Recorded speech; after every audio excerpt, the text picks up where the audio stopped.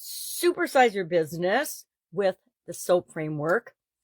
Sharon Horne-Ellstrom here. We're working on step 4 today of the SOAP framework. We're applying it to our biggest challenge in supersizing our business.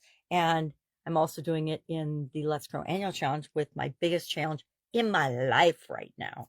And so we picked a challenge for our life. We picked a challenge for our business, and we're applying the 4 steps of the SOAP framework. The story, we discussed what's our current situation, what's our desired situation. And that creates a gap that we want to fill to take us from where we are to where we want to be. We can apply this to any challenge, any problem, any goal. I've used it on literally thousands, if not tens of thousands of different challenges, as well as help other people and other business owners to do the same, because it's such a powerful tool. Sometimes the simple things that we incorporate into our everyday being end up being the most productive and give us the best results. Well, that's what step 4 of the process is all about. It is P for progress. How do we know we're moving from where we are to where we want to be? How do we know we're actually making progress, moving us toward what we want? We do that by coming up with different ways of measuring what we're doing. There's all different types of measures and things that exist, but we can also create our own. I like to have not only objective ways of measuring things like key performance indicators, as well as having subjective measures. How do I personally feel about the progress I'm making? And I will give that a number between 1 to 10 or 1 to 100, so I can add some objectivity to the subjectivity of what it is that I'm measuring. But a lot of times I'll just touch base and say, well, how is this making me feel? Do I feel like I'm making progress? And if not, why not? I want to explore that. And then I want to make changes. You know, everything's a cycle. We go back around and around and around in processes. That's why they're called processes. We might have consistency measures.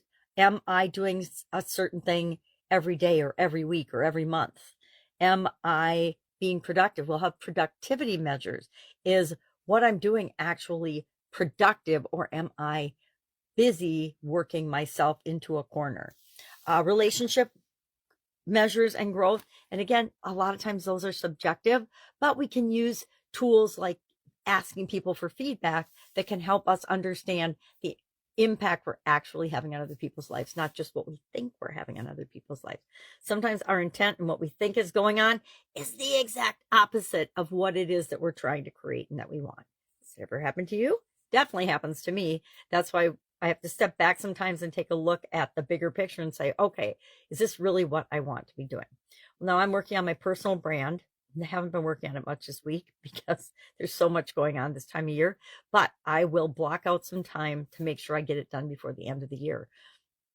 Any input, would love it.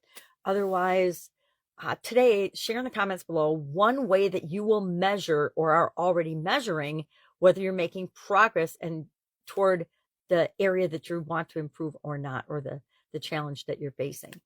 What's one way that you can measure that and know? You don't need a whole bunch of ways. You need one way, though, so you can hold yourself accountable and give yourself feedback on, all right, did the action that I take actually move me the direction I want to go? Did it stay the same? Do I need to do more to find out if it hasn't just worked yet?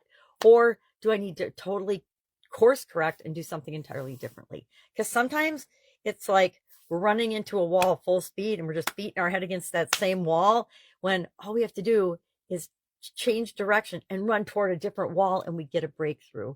And that's usually what we need or want when we're facing a challenge.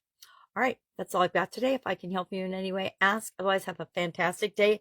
Try the SOAP framework on for size with little challenges and big challenges as you face them today, and see if it doesn't make an impact in your speed and ability to handle challenges that come up in a much less stressful way. Love to hear your stories about utilizing it. Have a great day. Be with you tomorrow.